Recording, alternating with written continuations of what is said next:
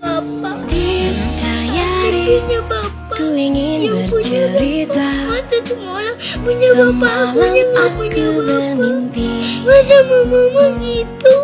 bermimpi bertemu dengannya. Masa aku yang gak punya bapak tapi Kan kutulis semua cerita ini, begitu senangnya hariku.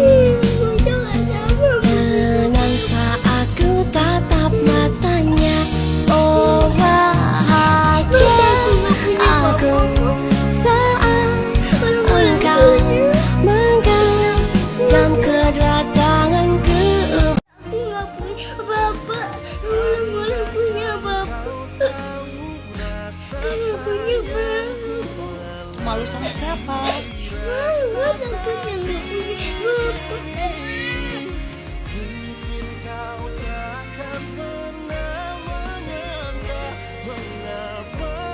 Hai, selamat pagi. Gimana nih, pada puasa semua kan? Lancar nggak puasanya? Semoga lancar ya. Jangan sampai ada yang bolong puasanya. Terutama untuk yang laki-laki. Kalau untuk perempuan sih sudah pasti bolong, tapi kan nanti bakal diganti. Oh iya, gimana nih kabar kalian? Semoga baik-baik saja ya. Sebentar lagi kan Hari Raya Idul Fitri. Kalau saya ada salah sama kalian, saya mohon maaf lahir batin ya. Semoga Allah menerima seluruh amal kita di bulan Ramadan tahun ini. Dan semoga kita masih dipertemukan Ramadan tahun depan. Amin. Maaf ya, belum cerita apa-apa saya sudah terdengar nangis. Karena memang gimana ya, hati saya itu lemah banget kalau urusan anak yatim piatu dan juga orang tua. Jadi gini ceritanya, saya tadi kan scroll TikTok lah, saya nemu video itu sedih banget. Ada seorang anak kecil, dia itu bernama Alif. Dia habis pulang main, pulang-pulang nangis. Katanya dibilang nggak punya bapak. Nah mungkin pas main itu mungkin dibully sama temannya, atau mungkin malah orang tua tetangga itu yang bilang langsung ke anak kecil itu. Karena kan kadang ada ya orang tua itu yang kalau ngomong itu suka gimana ya kasarnya, suka nggak mikir dulu ngomongnya itu sama siapa, nggak pandang bulu itu ngomong sama anak kecil atau sama siapa. Kalau Jawanya gaco ngomong gitulah, nggak mikir perasaan orang lain. Lah anaknya itu nangis, kasihan banget saya nonton itu. Sampai sekarang masih nangis terus kalau lihat video itu.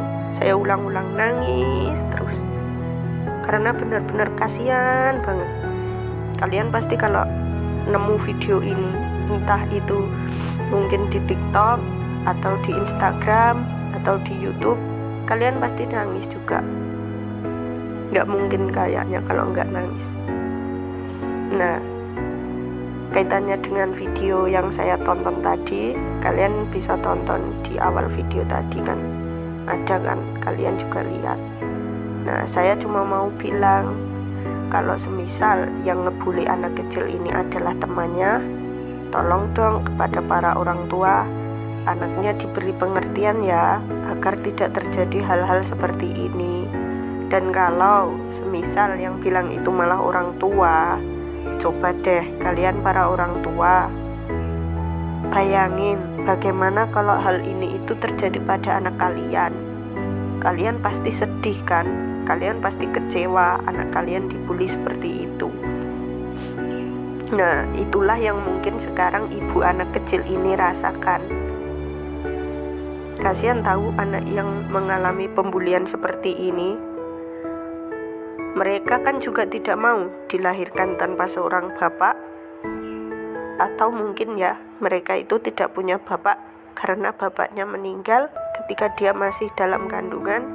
Atau ya mungkin bapak ibunya itu cerai ketika dia masih kecil dan si anak ikut ibunya dan setelah itu tidak pernah lagi bertemu bapaknya. Itu semua kan di luar kendali kami yang merasakan. Kami yang merasakan ini sebenarnya juga tidak menginginkan hal ini terjadi pada kami. Tapi apalah daya, ini sudah menjadi takdir kami dan kami tidak bisa menolak. Sedikit cerita ya, dari apa yang pernah saya alami dan pernah saya rasakan. Dari SD sampai SMA, saya sering dengar juga apa yang adik Alif ini dengar. Bahkan sampai sekarang saya masih sering mendengar kalimat-kalimat itu. Entah itu dari anak kecil yang mungkin belum paham dan tidak diberi pengertian oleh orang tuanya, ataupun dari orang tua yang mungkin tadi ya tidak bisa memahami terkait hal itu. Kalau bicara itu suka bebas ngomong apa aja, nggak mikir perasaan orang lain. Dan memang ya, rasanya itu benar-benar nyesek banget.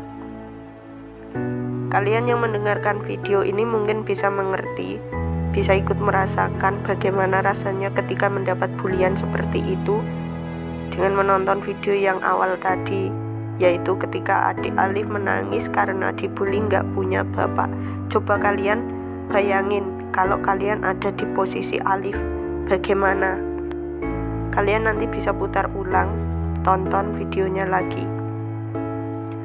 Sekilas memang anak kecil itu belum tahu apa-apa dan juga terkesan gimana ya, kalau anak kecil itu tidak begitu peduli lah mau punya atau tidak. Saya dulu juga gitu, saya belum merasa butuh sosok seorang bapak. Tapi ketika dibully seperti itu, entah kenapa saya menangis.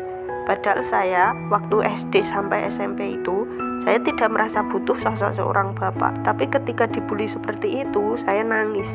Saya juga nggak tahu kenapa. Padahal saya belum merasa butuh. Dulu ya, ketika saya pulang main, nangis. Pulang sekolah, nangis karena dibilang nggak punya bapak. Nah, saat itu saya sering sekali nangis di jalan, bahkan sampai rumah. Namun saya ngumpet di kamar agar tidak ketahuan ibu saya. Nah, suatu ketika ya, saking apa yang saya dengar itu benar-benar nyesek. Karena katanya saya nggak bakal bisa sekolah sampai SMP. Jangankan sampai SMP, katanya ya SD aja saya nggak sampai lulus. Karena nggak punya bapak dan yang cari uang itu hanya ibu. Nah, saat itu kan saya nangis histeris.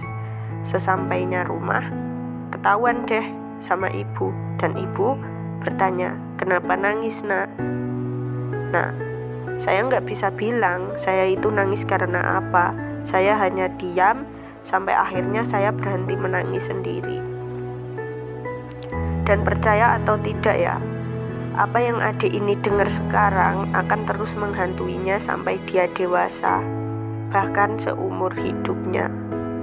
Mungkin dia bisa memaafkan orang yang ngebully dia, tapi dia tidak akan pernah bisa melupakan apa yang pernah ia dengar dari orang itu. Namun, anak yang mengalami hal ini akan terus merasa dihantui dengan apa yang ia pernah dengar sekarang, terutama ketika dia lagi sendiri. Seperti saat ini, saya juga lagi sendiri dan saya juga ingat. Karena itu tadi, saya juga merasakan hal ini. Kalian tahu nggak, kalau lagi sendiri itu, secara tiba-tiba, dia seakan-akan seperti mendengar suara hinaan itu lagi. Padahal ya, dia lagi sendiri. Gini nih yang mereka dengar ketika dia lagi sendiri. Contoh ya, contoh. R, kamu itu nggak punya bapak. Kamu nggak punya bapak, R. Kamu itu nggak punya bapak, R. Jadi kamu nggak mungkin bisa sekolah terus. Nah, padahal dia lagi sendiri. Sekali lagi ingat ya, dia lagi sendiri. Kemudian sejenak anak itu terdiam dan bilang kepada dirinya sendiri, iya, aku nggak punya bapak. Ya Allah, kenapa saya nggak punya bapak? Saya tahu yang tidak punya bapak tidak hanya saya sendiri. Tapi kenapa harus saya yang nggak punya bapak di antara teman-teman saya dan saudara saya? Nah, ketika dia ngomong seperti itu, dia itu sambil memegangi kepalanya. Dan untuk yang lebih parahnya lagi, dia yang mengalami ini tidak segan memukuli kepalanya. Separah itulah dampak apa yang pernah kalian katakan kepada anak yang ditakdirkan hidup tanpa seorang bapak. Hal seperti ini sudah bisa dikatakan anak ini mengalami trauma berat dan depresi. Tetapi untuk depresinya itu masih tergolong ringan karena dia akan sadar kembali dan berusaha menguatkan dirinya lagi sambil bilang, saya bisa, saya masih punya ibu, saya masih punya keluarga yang sayang sama saya masih punya om yang bisa saya anggap sebagai bapak saya, dan saya masih ada Allah yang sudah menjamin kalau saya mampu menjalani takdir ini.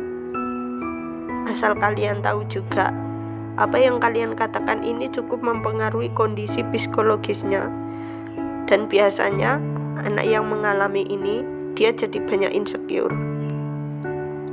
Dan percaya atau tidak ya, anak yang mengalami ini semakin dewasa, dia semakin haus akan kasih sayang dan perhatian dari sosok seorang bapak. Ya seperti contoh saya sendirilah. SD sampai SMP saya mungkin tidak merasa butuh sosok seorang bapak. Tapi ketika saya memasuki SMA, saya itu merasa butuh dan saya merasa haus banget akan kasih sayang dan perhatian dari sosok seorang bapak. Perlu kalian tahu juga, mereka yang mengalami ini itu tidak pernah mengenal cinta dengan orang yang seumuran. Karena apa? Karena dia itu merasa yang ia butuhkan itu hanya kasih sayang dan cinta seorang bapak, bukan dari seorang kekasih. Dan setiap kali dia melihat temannya atau saudaranya lagi bersama bapaknya dan terlihat begitu akrab, yang ada di pikirannya itu apa? Kalian tahu nggak? Ini yang ada di pikirannya. Gimana ya rasanya punya bapak? Gimana ya rasanya ngobrol dan bercerita dengan bapak? Gimana ya rasanya manggil bapak? Kemudian setelah itu, ketika dia lagi sendiri atau ketika dia sedang sholat, dia pasti nangis.